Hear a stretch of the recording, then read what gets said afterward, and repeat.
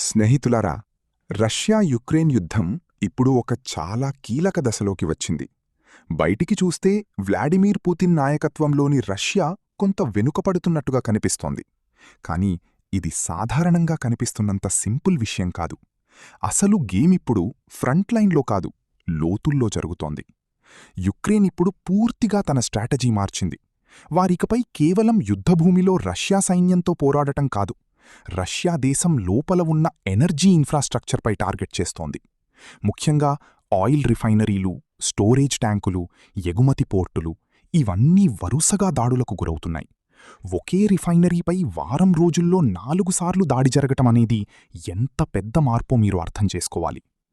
ఈ దాడుల తీవ్రత ఎంతంటే అక్కడ్నించి ఎగిరిన నూనె, కాలుష్య కణాలు ఆకాశంలోకి వెళ్లి మళ్లీ కింద పడుతూ బ్లాక్ రెయిన్ లాంటి పరిస్థితి సృష్టించాయి. స్థానికులు చెబుతున్న దాని ప్రకారం కార్లమీద, రోడ్లమీద, జంతువులమీద కూడా ఈ ఆయిల్ మిశ్రమం పడుతోంది. ఇది కేవలం ఒక యుద్ధదాడి కాదు, ఇది ఒక పూర్తిస్థాయి ఇండస్ట్రియల్ డ్యామేజ్. బ్లాక్ సీ ప్రాంతంలోని ప్రైమోర్స్క్, ఉస్తులుగా, నోవోరోసిస్క్, టూప్సే వంటి కీలక పోర్టులు కూడా టార్గెట్ అవుతున్నాయి.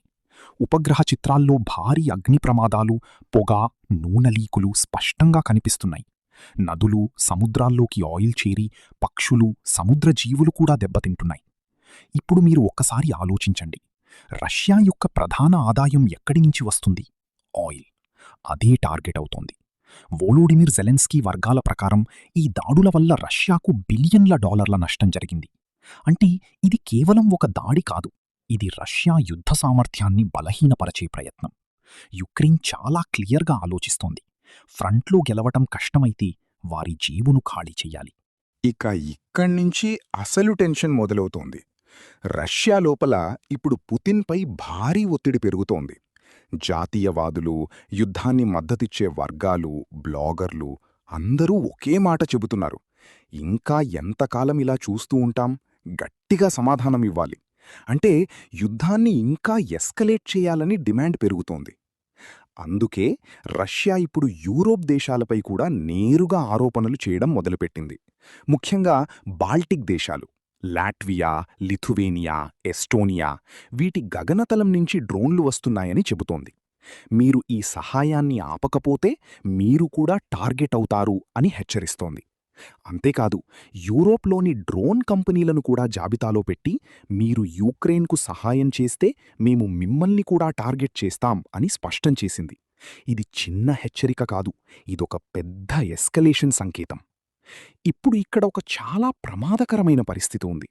ఒకవేళ రష్యా నిజంగా బాల్టిక్ దేశాలపై దాడి చేస్తే అది కేవలం ఆ దేశాలతో యుద్ధం కాదు, ఎందుకంటే అవి నాటో సభ్య దేశాలు.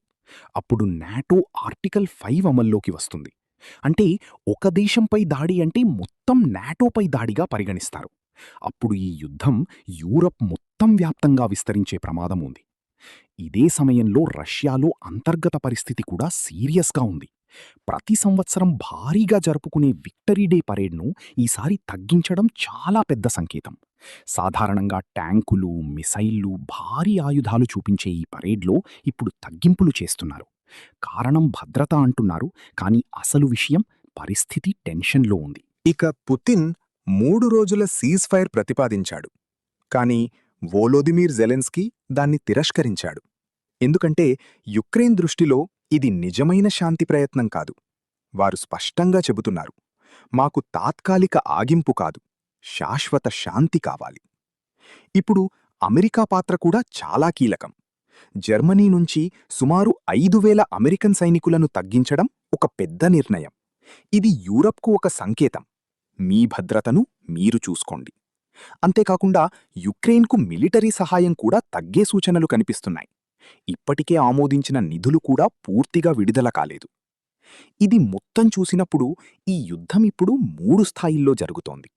మొదటిది ఫ్రంట్లైన్ యుద్ధం, రెండవది ఆర్థిక యుద్ధం, మూడవది రాజకీయ యుద్ధం. యుక్రెయిన్ ఆర్థికంగా రష్యాను బలహీనపరచాలని చూస్తోంది. రష్యా తన శక్తిని చూపించాల్సిన ఒత్తిడిలో ఉంది.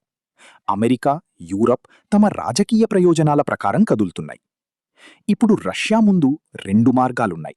ఒకటి యుద్ధాన్ని భారీగా పెంచడం, రెండవది ఒక రకంగా వెనక్కి తగ్గడం. కాని ఈ రెండు మార్గాల్లో ఏదీ సులభం కాదు. యుద్ధాన్ని పెంచితే నాటోతో నేరుగా ఘర్షణ, తగ్గిస్తే బలహీనత. ఇదే ఇప్పుడు పుతిన్కు పెద్ద సమస్య. ఇక యూరప్లో కూడా పరిస్థితి మారుతోంది. కొన్ని దేశాల్లో కుడిపక్ష పార్టీలు పెరుగుతున్నాయి. ఇవి యుద్ధాన్ని ఆపాలని కోరుతున్నాయి. మన దేశ సమస్యలే ముఖ్యం, యుక్రెయిన్ కాదు అని చెబుతున్నాయి.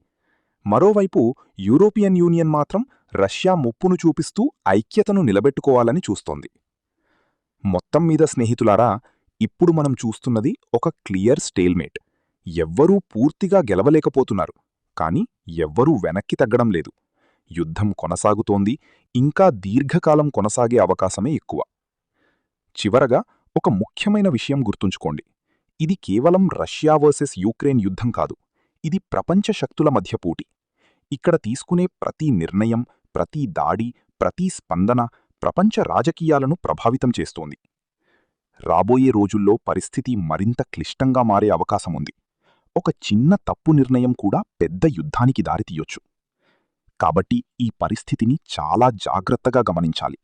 ఎందుకంటే ఇది కేవలం ఒక ప్రాంతీయ యుద్ధం కాదు, ఇది ప్రపంచ భవిష్యత్తును నిర్ణయించే యుద్ధంగా మారే అవకాశముంది. వీడియో మీకు నచ్చితే మా ఛానల్ని సబ్స్క్రైబ్ చేయండి. ఈ వీడియోను మీ స్నేహితులతో షేర్ చేయండి.